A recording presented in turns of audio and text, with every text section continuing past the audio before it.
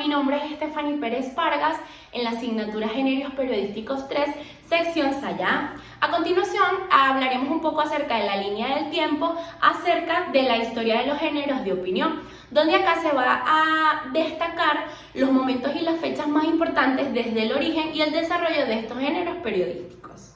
A continuación les voy a dar un breve resumen de la línea del tiempo acerca de la historia de los géneros de opinión.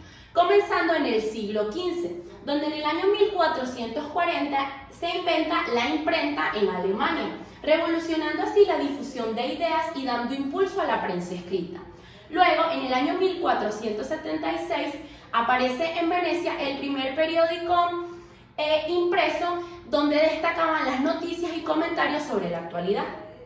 Ahora pasamos al siglo XVI, donde en el año 1582 se publica en Francia Le Renard. Este es considerado uno de los primeros panfletos políticos de la historia.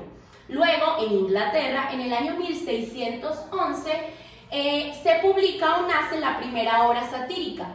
Esta obra es la que marca el inicio del periodismo de opinión en inglés. Ahora pasamos al siglo XVII, donde en los años 1620 nace la primera gaceta en Europa. Luego, en el año 1690, se publica en Inglaterra la primera revista de opinión, fundada así por Joseph Addison y Richard Steele. En el año 1787 se publica en Estados Unidos una serie de 85 artículos escritos por Alexander Hamilton, James Madison y John Jay, donde ellos aquí defienden la ratificación de la Constitución.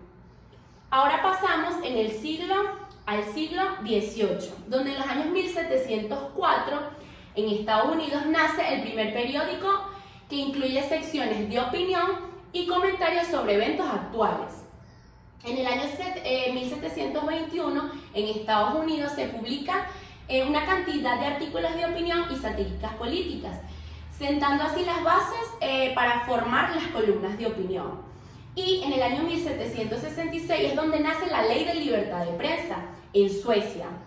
Es la primera legislación de la libertad de prensa, facilitando así la expresión de opiniones sin censura.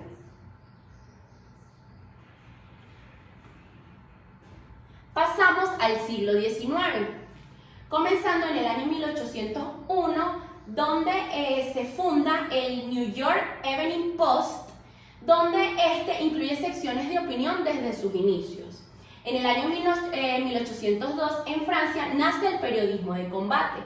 Aquí, Armand Carrel y Pierre Leux utilizaban la prensa para promover sus ideas políticas y sociales. Luego, en el año 1811, nace la primera editorial en el Times de Londres. Es acá donde comienza la introducción de editoriales, donde los editores expresan opiniones sobre eventos actuales. Y en el año 1819 se publica en Estados Unidos uno de los primeros ejemplos del periodismo literario. Pasamos al año 1837, donde nace la revista The Dial. Es aquí, en esta revista incluye ensayos y críticas literarias, por primera vez, influyendo así el género de opinión. Y en el año 1881 nace en España el periodismo de opinión moderno, con la fundación del diario El Liberal, dirigido por Emilio Castelar y Benito Pérez. Ahora pasamos al siglo XX, comenzando por los años 1920, donde se funda la revista The Time, donde acá comienzan las introducciones de secciones de opinión y análisis de noticias, pero en Estados Unidos. Luego, en el año 1925, se funda en Alemania la revista Die Weltbühne, que esta se convirtió en un referente del periodismo de investigación y de opinión crítica. En el año 1942 se publica en Estados Unidos un artículo donde este forma un hito del periodismo de opinión y también la lucha por los derechos civiles. En el mismo siglo, en el año 1955, nace el primer programa de televisión enfocado en debates y opiniones políticas también en Estados Unidos. Luego, en los años 1960 y 1967, surge el nuevo periodismo en Estados Unidos y también se funda la revista famosa Rolling Stone, donde sus publicaciones eran críticas y opiniones sobre cultura y política. Para finalizar, pasamos al siglo XXI, donde en los años 2000, 2003 y 2012 es cuando nacen las redes sociales y los blogs.